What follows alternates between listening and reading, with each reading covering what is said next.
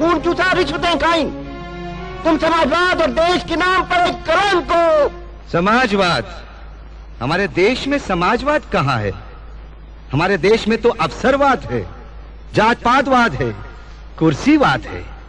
अरे समाजवाद तो तब आएगा जब आप अपने वोट की ताकत महसूस करेंगे।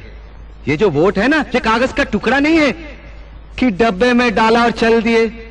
ये वोट तुम्हारे परिवार, तुम्हारे देश, उसकी उन्नति की पर्ची है। ये तो दो धारी तलवार है जो दोनों तरफ से काटती है। ठीक जगह पड़े तो देश खुशहाल, और गलत जगह पड़े तो देश का सत्यानाश।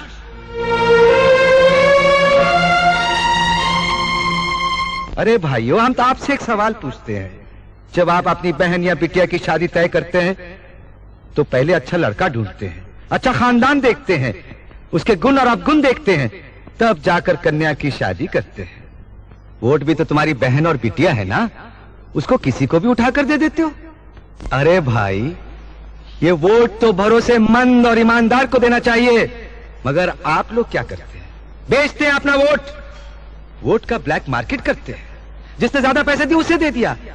वोट तो ऐसे बांटते हो जैसे वोट सड़क पर मिलता है। कभी किसी दोस्त को दे दिया, कभी अपनी जात वाले को दे दिया, और कभी बेच दिया। अरे हम तो कहते हैं जो वोट बेचता है वो भी बेईमान है, जो वोट खरीदता है वो भी बेईमान है। तो फिर किस मुंह से हमें बेईमान कहते हो? हाँ, अरे अगर बेईमान लोग सरकार बनाएंगे तो सरकार तो बेईमान बनेगी ही। तो फिर चिल्लाते काहे को कि डाउन डाउन मुर्दाबाद? जिस दिन तुम वोट खरीदने वालों को अपनी चौखट से धक्का मारकर बाहर निकाल दोगे, उस दिन ये सब कुछ ठीक हो जाएगा। अब देखो, हमारे इन उप मुख्यमंत्रियों को, इन बेईमानों को किसने भेजा? ये आप ही के लोगों के भेजे हुए हैं ना। अब ये बेईमानी नहीं करेंगे तो क्या करेंगे? आज से 5 साल बाद जब इनको इलेक्शन लड़ना पड़ेगा तो ये पैसा कहां से लाएंगे? अरे यहीं से तो लाएंगे ना। अरे बोलिए बोलिए। आप कहते हैं कि हमने रिश्वत ली है, बेईमानी की है। अरे हम कहते हैं हाँ, हमने रिश्वत खाई है। कोई कहता है 12 करोड़, कोई कहता है 15 करोड़, कोई 16। आप जानते हैं हमने कितना कमाया है? हाँ, 62 करोड़। 62 करोड़, 60 और 2। हाँ, अरे जरा सोचिए तो सही, अगर 6 महीने में हमने 62 करोड़ रुपया कमाया है तो हमसे पहले इतने लोगों ने इतने सालों में कितने करोड़ कमाए होंगे? हाँ? हिसाब लगा सकते हैं आप? अरे जब आप हमारा हिसाब नहीं लगा सके तो उन लोगों का हिसाब कैसे लगा सकते हैं? अरे हम तो कहते हैं उन लोगों से हिसाब मांगो, हम तुम्हारे साथ हैं, हम भी मिलकर हिसाब मांगेंगे। क्यों? क्योंकि अब हमें पता चल चुका है कि ये रुपया, ये पैसा कमाने का तरीका कौन से रास्ते से होता है। हाँ? बेईमानी का पैसा किस रास्ते से कमाया जाता है, ये अब हमें पता चल चुका है। आप लोग कहते हैं कि हम बेईमान हैं। हाँ, आप क्या कहते हैं? आप क्या कहते हैं? आप क्या कहते हैं? कोई कहता है ईमानदारी के पैगंबर हैं, मगर हम क्या हैं? हम बेईमान हैं। हम भी जानते हैं, आप भी जानते हैं, लेकिन ये नहीं बोलेंगे। सुन लिया आप लोगों ने? क्योंकि हम इनका कच्चा चिट्ठा जानते हैं ना, इनका बांडा फोड़ सकते हैं। इसलिए तो हम इन बेईमानों के मुखिया बन गए। पर हमारी बेईमानी की कमाई गई कहां? क्या हम निकल गए?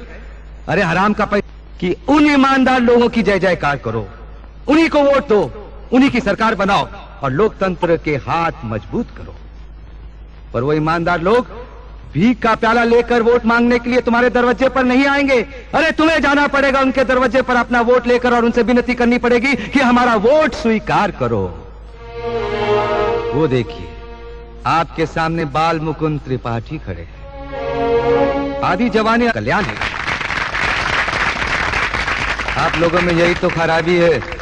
कोई बड़ी बड़ी बातें करे, मीठी मीठी अच्छी अच्छी बातें करे, आप धनाधन तालियां बजाना शुरू कर देते हैं, सुनकर खुश हो जाते हैं। ये ताली बजाना बंद करो, ये ताली बजाने का वक्त नहीं है। अरे आपके इस सीधेपन का तो लोग फायदा उठाते हैं।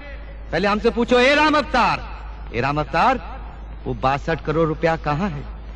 वो 62 करोड़ हम बैंक में रखा है, और ये रही उस बैंक के लॉकरों की चाबियां। 62 करोड़ बैंक में है। अब कहो कि हम बेईमान हैं, रिश्वतखोर हैं, धोखेबाज हैं, बोलो। अगर लोगों को कुर्सी पर बिठाने का हक आप लोगों के पास है तो उनको कुर्सी से घसीट कर नीचे फेंकने का हक भी, ताकत भी आप लोगों के पास होनी चाहिए।